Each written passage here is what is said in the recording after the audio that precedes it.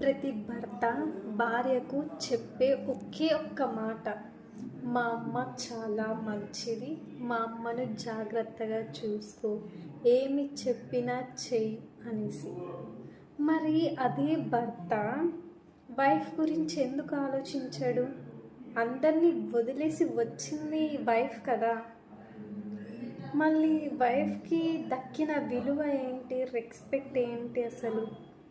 Wife కూడా అందరిని వదిలేసి పెట్టింది కాబట్టి తల్లికి అదే విధంగా, అమ్మ నా భార్య అందరినీ వదిలేసి నా కోసం వచ్చింది, జాగ్రత్తగా చూసుకో, ఆ అమ్మాయిని ఏ ఒక్క మాట అనకు, ఒకవేళ ఆ అమ్మాయి నోరు జారినా సరే నీ కూతురు అనుకొని అడ్జస్ట్ అవ్వమ్మా అని ఎందుకు చెప్పరు?